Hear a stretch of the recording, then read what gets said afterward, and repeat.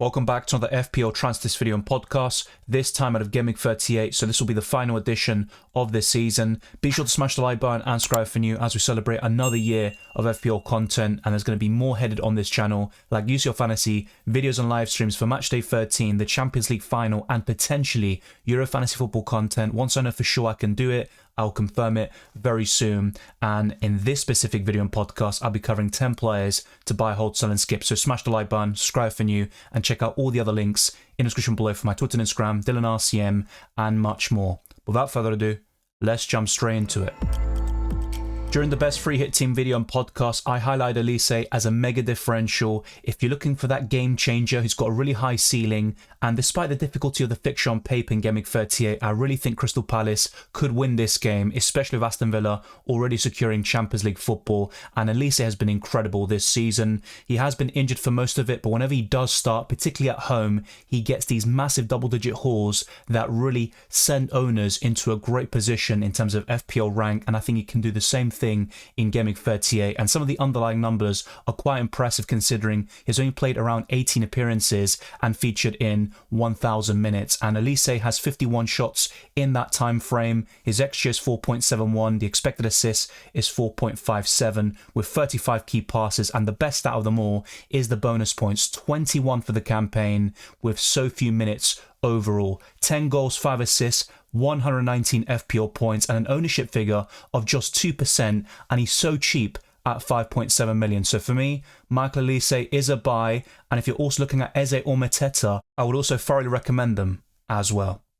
This will be on the other side of the spectrum in terms of price, but if you are able to afford Salah in Gameweek 38, I think it could be a great punt in the midfield, and you could even captain him over Erling Haaland and go mega differential with the captaincy, and that could decide your mini leagues, or also if you're looking for a certain objective like reaching the top 10k, top 100k, no matter what it is, I think Salah is a great purchase. It'll be Jurgen Klopp's final home game for Liverpool. It could be Salah's last game in a Liverpool shirt, but I still think he'll be here next season. Having said all of that though, regardless of that, I still think Salah is a great purchase with fantastic underlying numbers, and in the first half of the season he was unplayable and probably the best FPL asset in that time frame up until January, but things certainly changed ever since he went to AFCON and also picked up a few injury problems unfortunately. But Salah is still capable of magic. He showed it against Tottenham very recently. He has blanked in 4 consecutive away games, and I talked about selling Salah around Gameweek 35, but as a one Gameweek punt in Gameweek 38, I think Salah is a very astute purchase with 18 goals, 11 assists, an XGI figure of 26.93 and over 200 FPL points. Yet again, he does it season in, season out, and hopefully does stay in the Premier League. His ownership is 23.1%, and his price has gone down by a few million ever since the last time I covered him in a Transfers video and podcast. And all the stats look incredible. Wolves are there for the taking. They have so many injury problems. They're in terrible form. I think Liverpool could score quite a lot of goals here. And if you're looking for any other Liverpool players, I think Gakpo, with the form he's in, could be a shout up front. But apart from that, I think Salah is by far the best option from Liverpool for Gameweek 38.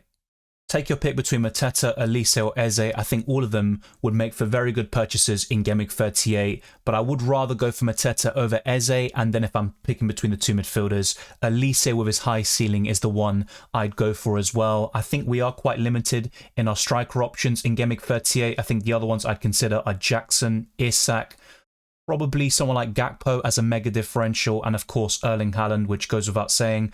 And I think if you're looking for that second or third forward slot, I think Mateta is a great option against Aston Villa. He's doing really well at Selhurst Park. He's scoring week in, week out there, and he has 13 goals for the season, 6 assists, 18 big chances, but the other underlying numbers aren't particularly great if I'm being completely honest. But Mateta is a 5 million forward, and you have to say there is definitely a big improvement in terms of stats and also the goal output ever since Glasner has taken over as the Crystal Palace manager, and it'll be very interesting to see what they can do from the beginning of next season. So Mateta for me is a buy. He produced the biggest haul of the season within a single game week with 29 points of course in double game week 34. Luckily enough I had him for that, and for game week 38 if I'm looking for a striker, look no further than Mateta.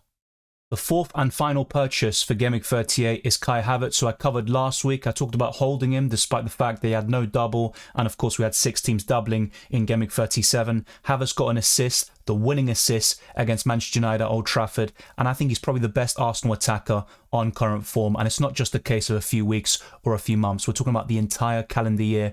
Only Cole Palmer has more goal contributions for a Premier League player in 2024. Havertz has 12 goals and 10 FPL assists with an XGI figure of 14.96. 174 FPL points, which is significantly more than I ever expected. Everton could be a tough cookie to crack, and Arsenal are very unlikely to win the title, but all they can do is win their game and hope for the best. And oddly enough, I think the fact that no one expects them to win the title could actually play into their hands for Gameweek 38 specifically, and they actually might perform very well with not too much pressure attached to that game from a certain perspective anyway. But of course, that's definitely down to interpretation and open for debate. Everton have been great recently, but away from home they haven't won in 5 Premier League matches. They're definitely much stronger at Goodison Park, and Arsenal have been incredible in this calendar year, almost flawless, only dropping points against Manchester City away and Aston Villa at home. So for me, Kai Havertz is a buy, and if I had to pick between him and Saka, I'd probably go for Kai Havertz at the moment.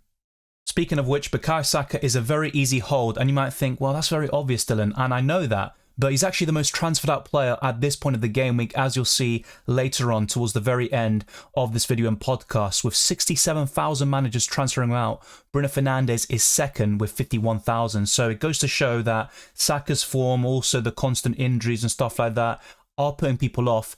But facing Everton at home in the last game of the season, I just wouldn't sell Saka. He got an assist against them earlier this season for Trossard's winner. And in the last home game against Everton, Arsenal won 4-0 and Saka got a goal and assist. So don't sell Saka if you have him. But as I mentioned earlier, if I'm picking a Arsenal attacker right now, it would be Kai Havertz, but Saka is still a great option with better underlying numbers. If you look at the XG, expected assists, big chances, all of that will be in his favour over Havertz, and he's on penalty, so don't sell Saka no matter what you do. It's another great season for a obviously talented youngster with so much potential. 16 goals and 12 FPL assists and 226 FPL points. He'll be priced at over 10 million next season, in my opinion. Let's see, of course, during the summer. But for me, Saka is a very easy hold.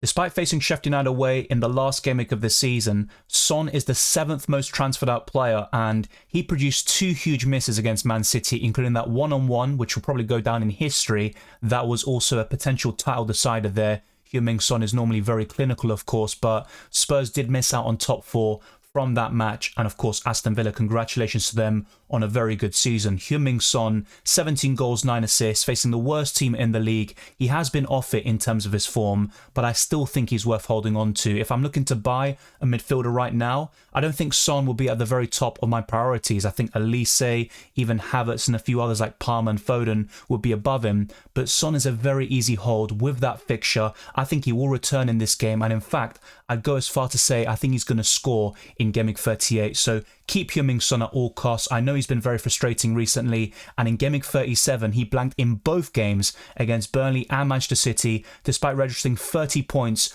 earlier this season in the corresponding fixtures. So Heung-min Son for me is a very easy hold. Despite all the noise and the huge misses he produced yesterday night, I think he's a great option to round off the season.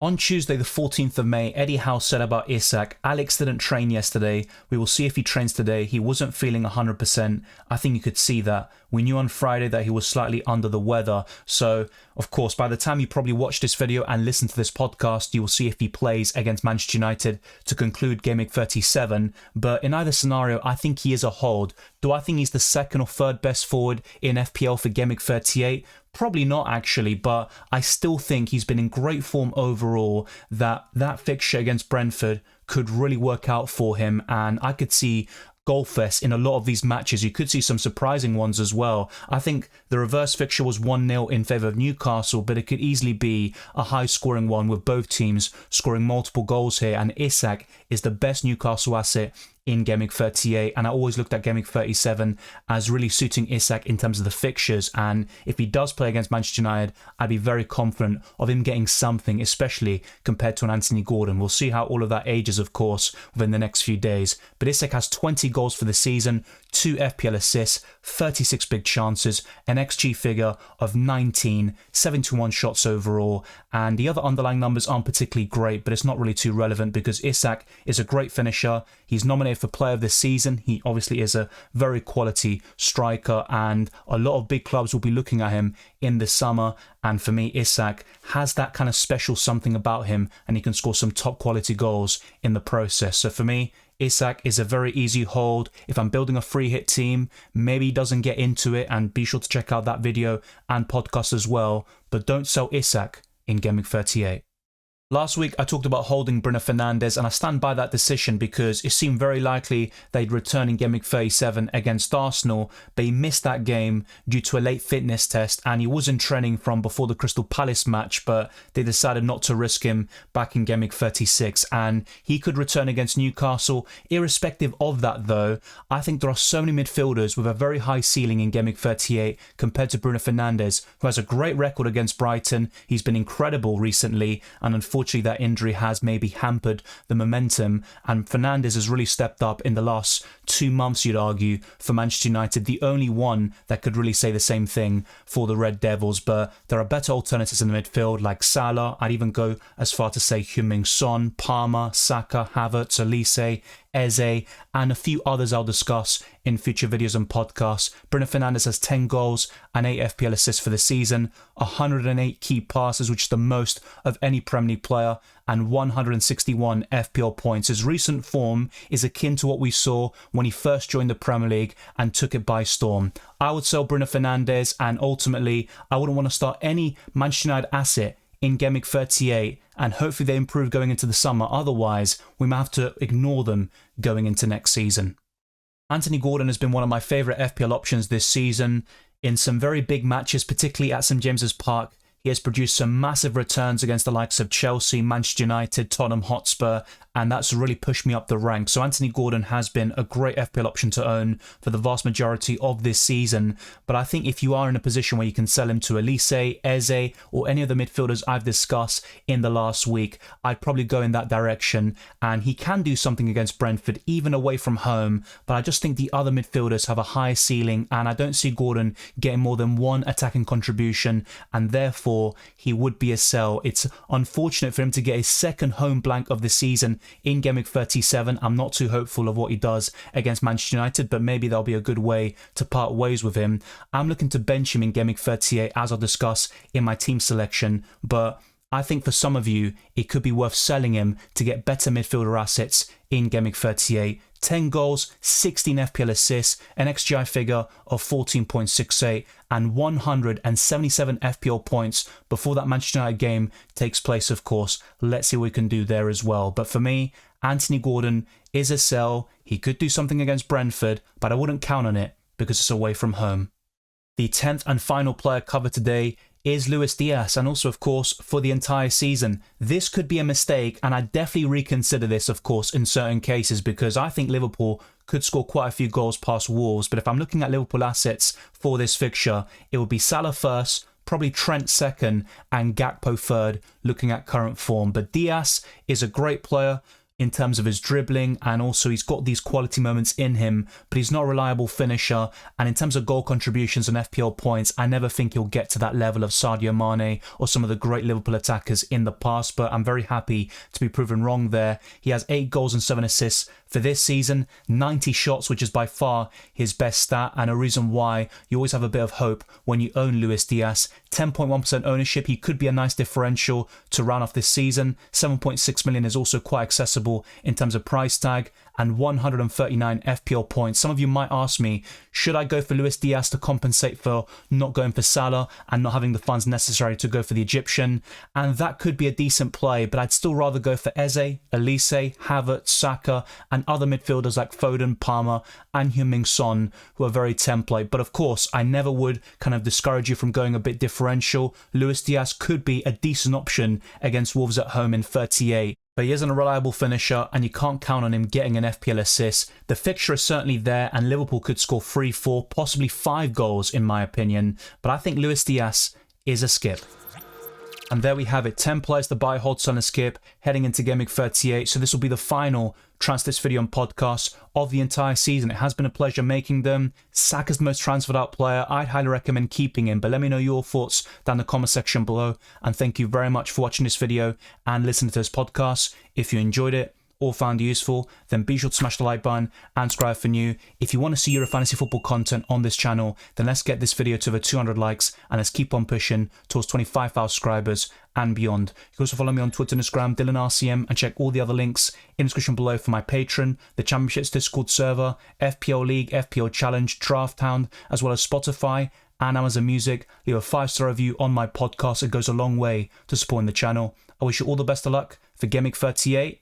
And that's pretty much it. There's no rest of the season, but there is UCL Fantasy and Matchday 13 and the Euros in the summer.